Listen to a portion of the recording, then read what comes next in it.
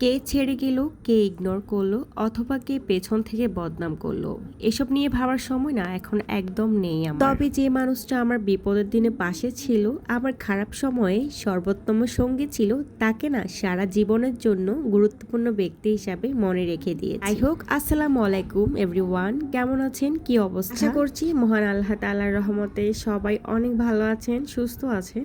আমরাও আলহামদুলিল্লাহ বেশ ভালো আছি। দেখতে দেখতে মাস শেষ হয়ে গেল, আর দেখতে দেখতে বছরটাও কিন্তু শেষ হয়ে যাচ্ছে। প্রতিটা মাস শেষ হওয়ার এক সপ্তাহ আগে অথবা 4-5 দিন আগে আমার এই কাজটা কিন্তু করতেই হয়। আজকে ফ্রিজ পরিষ্কার করার ভিডিও আপনাদের সাথে শেয়ার করছি। আর শনিবারের দিন কিন্তু ভিডিওটা করেছিলাম, যেহেতু ছুটির দিন ছিল তাই ভাবলাম ফ্রিজটাও পরিষ্কার করে নিই, আর মাসের শেষের দিকে তো ফ্রিজ পরিষ্কার করতেই হবে। জোরের নামাজটা শেষ করে আর ঘুমাইনি, কারণ ফ্রিজ পরিষ্কার করতে আমার অনেকটাই সময় লাগবে। নামাজ শেষ করে 6টার দিকে ফ্রিজটা গুছাতে চলে আসলাম, আর এখন একে একে ফ্রিজে সবগুলা জিনিস কিন্তু নিয়ে নিচ্ছি। ছেলে হওয়ার আগে আমি কিন্তু মাসে 2বারের মতো ফ্রিজ পরিষ্কার করতাম, তবে এখন ছেলের জন্য মাসে কোনো মতে একবারই পরিষ্কার করি। এটা আসলে 15 দিন বা 10 দিন পর পরই পরিষ্কার করে নেওয়া উচিত, এতে করে কিন্তু ফ্রিজের খাবারগুলো একদম ফ্রেশ আর টাটকা থাকবে। দেখতে দেখতে সময়গুলো কিভাবে জানি শেষ হয়ে গেল, মনে হলো এই তো সেদিন জানুয়ারি মাস শুরু হলো, জানুয়ারি মাস দিয়ে বছরটা স্টার্ট হয়েছে, আর এখন দেখুন বছরের একদম লাস্টের দিকে চলে আসছে।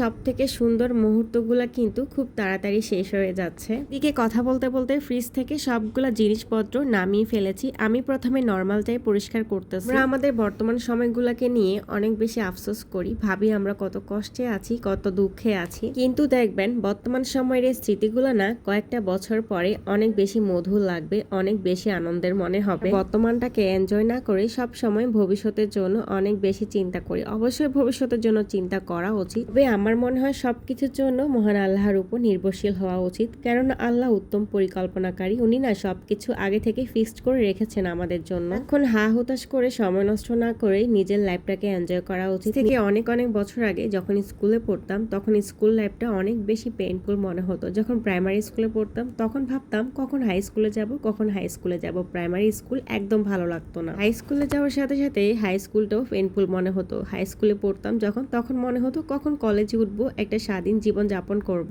এরপর কলেজ লাইফের প্যারা শুরু, প্রাইভেট টিউশন সবকিছু মিলিয়ে কখন ভার্সিটিতে যাব আর সব থেকে শান্তিময় জীবন যাপন করব সেই আশাই থাকে। আর ভার্সিটি লাইফে প্রত্যেকটা বছর গুনতে হতো কখন 4th ইয়ারে যাব, ভার্সিটি লাইফ শেষ হবে, অনার্স শেষ হবে, মাস্টার্স শেষ হবে, চাকরি করব। এই যে মাস্টার শেষ হওয়ার পরে কিন্তু আসল প্যারাটা শুরু হয়, তখনই মনে হবে আপনার স্টুডেন্ট লাইফটাই কিন্তু বেস্ট লাইফ ছিল। দেখি আমি নর্মাল ফ্রিজে সাইডের বক্সগুলা কিন্তু ভালোভাবে ক্লিন করে নিয়েছি, আর এখন ভেতরে যে বক্সটা রয়েছে ওটাও একটু ভালোভাবে ক্লিন করেছি, আর এখন এটার নিচে একটা পাতলা সুতির কাপড় বিছিয়ে দিচ্ছি। কাপড় দেওয়াটাই বেস্ট মনে হয়, অনেকে পলিথিন দেয়। তো শুক্রবারে আমার আম্মু আসছিল গ্রাম থেকে, আর আম্মু আসার সময় কত কিছু যে নিয়ে আসছে, পুরো 15 দিনের বাজার নিয়ে আসছে আমার জন্য। মায়েরা আসলে এমনই হয়, মেয়ের বাসায় আসার সময় পারে না যে দুনিয়াদারি সব কিছু লুটে পুটে নিয়ে আসতে। বাড়ি থেকে আসার সময় আম্মু কি কি আনলো আমার জন্য সবকিছু কিন্তু আমি আমার আগামী ভিডিওতে শেয়ার করব।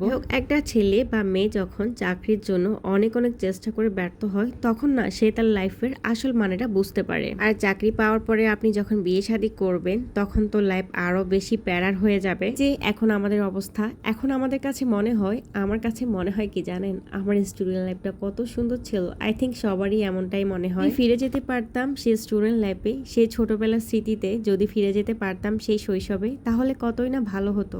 স্কুল থাকাকালীন সময়ে স্কুল, কলেজ, ভার্সিটি সবকিছু কতই না বোর লাগছিল, আর এই যে এখন জীবনের মধ্যম পর্যায়ে চলে এসেছি, আর এই সময়টাতে মনে হয় যে আগের দিনগুলোই বেশ ভালো ছিল। থেকে বড় সত্য কথা কি জানেন, আজ থেকে আরো অনেক বছর পরে আমাদের কিন্তু বর্তমানের এই মুহূর্তগুলোকে অনেক বেশি ভালো লাগবে, যে মুহূর্তগুলো না এখন আমাদের কাছে অনেক বিরক্ত লাগবে। এটাই মনে হয় মানুষের ধর্ম, মানুষের নেচার। যাই হোক, এবার সবগুলো গুছিয়ে রাখার পালা। আর এখানে এই যে দেখতে পাচ্ছেন এই বয়মগুলো সবগুলোতে কিন্তু গোলমরিচ রয়েছে, আর সাথে রয়েছে বিট লবণ। অনেকগুলো গোলমরিচের কৌটা আমার ফ্রিজে রয়েছে, বাট এগুলা যে শেষ হচ্ছে না, কবে শেষ হবে আল্লাহ জানে। এগুলো এভাবে সাজিয়ে রাখতে আমার খুবই ভালো লাগে। এরপর আমার কিছু ফুড কালার রয়েছে আর এই ফুড কালারগুলোই রেখে দিচ্ছি। ভুল করে এখানে আমি কর্নফ্লাওয়ার আর বেকিং পাউডারের কৌটোটা রাখছিলাম, তবে এগুলো পরে আবার 3 নাম্বার তাকে রাখতেছি। এগুলো সবসময় 3 নাম্বার তাকে থাকে, আমি একটু ভুল করে 2 নাম্বার তাকে রেখেছি। কিন্তু মাঝে মধ্যে অকেশনালি আমি কিন্তু কেক বানাই, আর কেক বানাতে খুবই পছন্দ করি। মোট কথা বাইরে থেকে কেক কখনোই আমি বাসায় কিনি না, যখনই সময় পাই টুকটাক কেক বানাই। তাই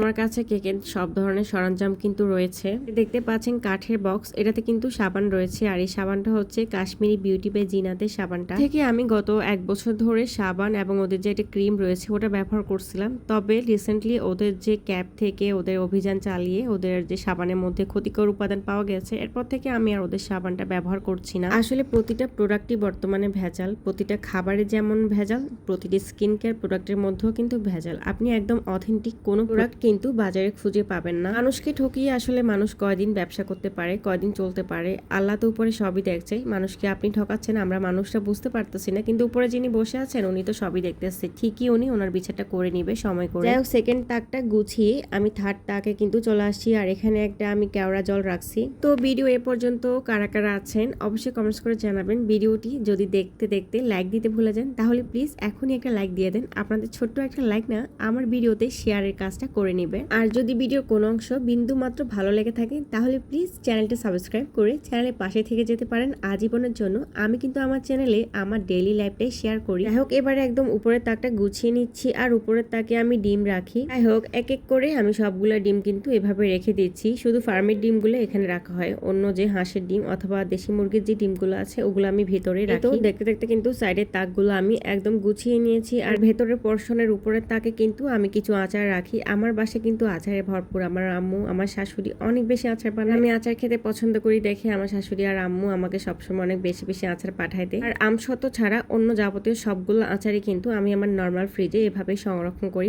নর্মালটা কিন্তু একদম গুছিয়ে নিয়েছি, আর ডিপের যে বক্সগুলো ছিল সবগুলো বক্স কিন্তু আমি আগেই নামিয়ে রাখছি। ভিডিওটি অনেক বেশি লং হয়ে যাচ্ছিল পুরো ভিডিওটা করতে গেলে, এর জন্য ডিপ ফ্রিজ পরিষ্কার করার ভিডিওটা নিই নাই। তাছাড়া আমরা সবাই জানি, আমরা যারা ভিডিও বানাই তারা ভিডিও করতে করতে কাজগুলো যখন করি আমাদের কিন্তু কাজের অনেক বেশি দেরি হয়ে যায়, অনেক লেট হয়ে যায় এবং অনেক কষ্ট হয়ে যায়। 1 ঘন্টার মতো সময় লাগছে পুরো ফ্রিজটাকে গুছাইতে। এরপর সকালবেলা নাস্তা খেয়েছিলাম, আর নাস্তা খেয়েছিলাম খোলা জালি পিঠা। যাই হোক, নাস্তার ভিডিওটা আর আপনাদের সাথে শেয়ার করলাম না। রান্নায় চলে আসলাম, আর আজকে পাঙ্গাস মাছ ভুনা করবো। আর পাঙ্গাস মাছ রান্না করার আগে আমি একটু লবণ পানি দিয়ে 1/2 ঘন্টার মতো ভিজিয়ে রাখি। তো অনেকেই পাঙ্গাস মাছ খেতে পছন্দ করেন না, আপনারা চাইলে লবণ পানি দিয়ে কিছুক্ষণ ভিজিয়ে রেখে মাছ রান্না করতে পারেন, এতে করে পাঙ্গাস মাছের কোনো ধরনের গন্ধ থাকবে না। বাসায় আমরা সবাই পাঙ্গাস মাছ খেতে পছন্দ করি। পাঙ্গাস মাছের কথা বলতে বলতে আমার শাশুড়ি আমার একটা কথা মনে পড়ে গেল, যেটা আপনাদের সাথে শেয়ার করতে ইচ্ছে করলো। যেদিন পাঙ্গাস মাছ রান্না করছিলাম ওই দিন রাতে আমার শাশুড়ি আমার সাথে কথা বলার সময় উনি যখন জিজ্ঞেস করলো যে কি রান্না হয়েছে, তো আমি বলছি যে আজকে পাঙ্গাস মাছ ভুনা করছি। তো উনি বলল যে ও মা, পাঙ্গাস মাছ কেমনে খায়, কি বিশ্রী গন্ধ, পাঙ্গাস মাছ রান্না করলে নাকি যে পাতিলে রান্না করি সে পাতিলটা শুদ্ধ নষ্ট হয়ে যায়। মানে কেমনটা লাগে বলেন এই ধরনের কথা শুনলে? কিছু মানুষের আজাইরা একটা মানে সমস্যা যে পাঙ্গাস মাছ খাবে না, পাঙ্গাস মাছের মধ্যে এরকম ওই রকম গন্ধ। হোক, পাঙ্গাস মাছে হলুদ মরিচ মাখিয়ে নিলাম, আর আমি ভাতও রান্না করে নিয়েছি। পাঙ্গাস মাছটা এখন ভালোভাবে ভেজে নেব। সত্যি কথা বলতে কি জানেন, আমার কাছে পুকুরে যে রুই মাছ কাতলা মাছ রয়েছে ওগুলোর থেকে পাঙ্গাস মাছ 1000 গুণ মজা লাগে। তো যেসব আপুরা আমার শাশুড়ি আমার মতো পাঙ্গাস মাছে অনেক বেশি গন্ধ পান তারা একটু অ্যাভয়েড করেন আমার কথাগুলো। যাই হোক, সবার রুচি তো আর একরকম না, আমার কাছে যেটা ভালো লাগছে সেটা অন্যের কাছে ভালো না লাগতে পারে। আমার শ্বশুর বাড়িতে সবাই কিন্তু অনেক ধরনের মাছ বাছে, ওরা কিন্তু সাগরের মাছ খায় না, ওরা লইট্টা মাছ, পোয়া মাছ, মানে সাগরের যত মজার মজার মাছ আছে এরা একদমই খায় না। আরো ইন্টারেস্টিং ব্যাপার হইতেছে কি জানেন, সাগরের মাছগুলোকে এরা মনে করে যে এগুলা খুবই কম দামি মাছ, এগুলা গরিব মানুষেরা খায়, এগুলো ওনারা খেতে পারবে না। তবে ওনাদের ঘরের এক পিস আমার জামাই, সে যে কিভাবে একদম আমার মনের মতো হয়েছে আলহামদুলিল্লাহ, আমি সেটা ভেবেই কুল পাই না। আমার সাথে থাকতে থাকতে সব ধরনের মাছই পছন্দ করে। আমি তো ছোটবেলা থেকেই মাছ খেতে পছন্দ করতাম, আর সব ধরনের মাছও খাই, এখনো খাই। মাংস আমার বাসায় খুবই কম রান্না হয়। যাই হোক, মাছগুলাকে ভেজে নিয়েছি, আর পাঙ্গাস মাছে একটু কম তেল দিয়ে ভাজতে হয়। এরপরও দেখেন কতগুলো তেল চলে আসে। পাঙ্গাস মাছ যেহেতু একটু তৈলাক্ত টাইপসের মাছ, ভাজা তেলগুলো দিয়ে এখন মাছটা আমি রান্না করে নিব। আর তেলগুলো দেখুন একটা পাতিলে দিয়ে দিলাম। পাঙ্গাস মাছ ভুনা করছিলাম, আর সাথে ছিল কচু ভাজি। আম্মু গ্রাম থেকে আসার সময় অনেকগুলো কচু দিয়েছিল সেদ্ধ করে। কচু পাতা না ঠিক, এগুলো হচ্ছে কচুর ডগা, আর কচুর ডগাগুলোকে শুকনো মরিচ দিয়ে ভাজলে একটু তেঁতুল দিলে খেতে কিন্তু অনেক বেশি মজা লাগে। আমার খুব পছন্দের খাবার এটা। পেঁয়াজ রসুন দিয়ে দিলাম তেলের মধ্যে, একটু পানি দিয়ে দিয়েছি যাতে পুড়ে না যায়। আর এখন কচুর ডগাগুলোকে ফ্রিজ থেকে নামিয়ে রাখছিলাম, আর এই যে দেখুন পলিথিনে বাড়ি থেকে যেভাবে আনছিলাম ওভাবেই রাখছিলাম, এর জন্য পলিথিনটা একটু আটকে গেছে। ওই জন্য সবজিগুলো সব সময় কিন্তু বরফ থাকা অবস্থায় ভাজতে হয়, না হলে এগুলো খেতে মজা লাগে না। আর কচুর ডগাটা আমি এভাবে ফ্রোজেন থাকা অবস্থায় ভাজতে লাগছিলাম, বাট পলিথিনটার জন্য একটু আমাকে ওয়েট করতে হয়েছিল, কারণ বরফ থাকা অবস্থায় পলিথিনটা খুলতে পারতেছিলাম না। ভালোভাবে মশলাটা কষিয়ে নিয়েছি আর ভাজা মাছগুলোকে দিয়ে দিয়েছি। অন্যদিকে কচুর ডগা ভাজার জন্য কিন্তু এখানে তেল পেঁয়াজ দিয়ে দিয়েছি, সাথে একটু শুকনো মরিচ দিয়ে দিলাম। ভাজা ভাজিতে সবসময় শুকনো মরিচটাই আমি ব্যবহার করে থাকি। শুকনো মরিচ দিয়ে যে কোনো ভাজা খেতে অনেক বেশি ভালো লাগে। পাঙ্গাস মাছটাকে অল্প কিছুক্ষণের জন্য কষিয়ে নেব, যেহেতু এটা অনেক নরম মাছ আর ভেজেও নিয়েছি, তাই বেশিক্ষণ কষাতে হবে না, হালকা কষিয়ে তারপর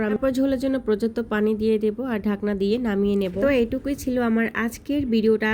রান্নাবান্না শেয়ার করলাম, একটু ফ্রিজটা পরিষ্কার করলাম আর অনেক কথাও শেয়ার করলাম। কেমন লেগেছে আপুরা অবশ্যই কিন্তু কমেন্টস করবেন। নিজের অবস্থান থেকে অনেক ভালো থাকবেন, সুস্থ থাকবেন, আমাদের জন্য দোয়া করবেন। আর আজকের মতো বিদায় নিচ্ছি, আল্লাহ হাফেজ।